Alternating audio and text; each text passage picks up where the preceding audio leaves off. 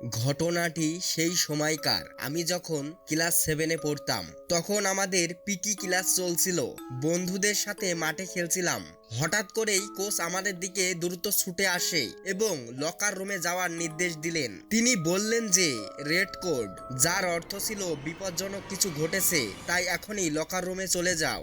সঙ্গে সঙ্গে আমরা সবাই দৌড়াতে শুরু করলাম। তবে আমার জন্য পরিস্থিতি বেশ কঠিন হয়ে দাঁড়িয়েছিল, কারণ মাত্র কিছুদিন আগেই আমার পা মচকে গিয়েছিল।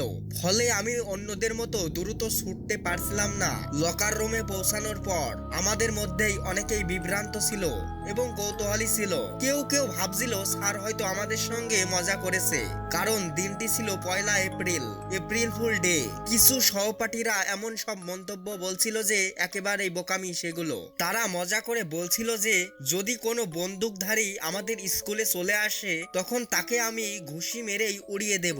এরপর প্রায় আধা ঘন্টা পর মাইকে ঘোষণা এলো লকডাউনের। এর মানে ছাত্রছাত্রী এবং শিক্ষকরা যেন কোনোভাবেই বাইরে না যায়। কিন্তু অবাক করা বিষয় হলো আমাদের কোচ সিদ্ধান্ত নিলেন যে এখন সবাই বাইরে যেতে পারো। আমি তখন ভাবছিলাম এখন বাইরে যাওয়া কি আসলেই নিরাপদ, কারণ লকডাউন চলা মানেই স্কুলের আশেপাশে কোনো বিপজ্জনক ঘটনা চলছে।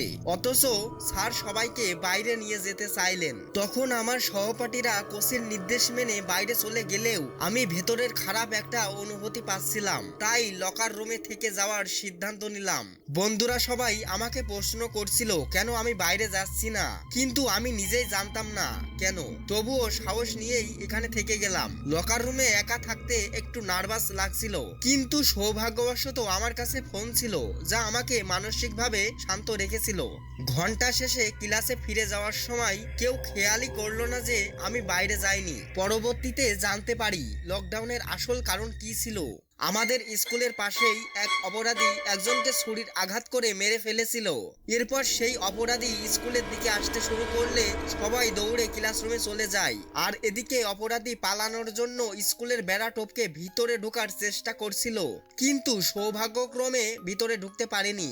আমি ভাবতেই বাধ্য হয়েছিলাম যদি আমি বাইরে থাকতাম আমার পায়ের অবস্থার কারণে হয়তো অপরাধীরা আমাকে সহজেই ধরে ফেলতো। সেই দিন আমি নিজের সিদ্ধান্তের জন্য সত্যি কৃতজ্ঞতা ছিলাম। লকার রুমে থেকে যাওয়াই আমাকে সুরক্ষিত করেছিল। এটি ছিল একটি স্মরণীয় অভিজ্ঞতা যা আমাকে শিখিয়েছে পরিস্থিতি অনুযায়ী নিজের বুদ্ধি ব্যবহার করা কতটা গুরুত্বপূর্ণ।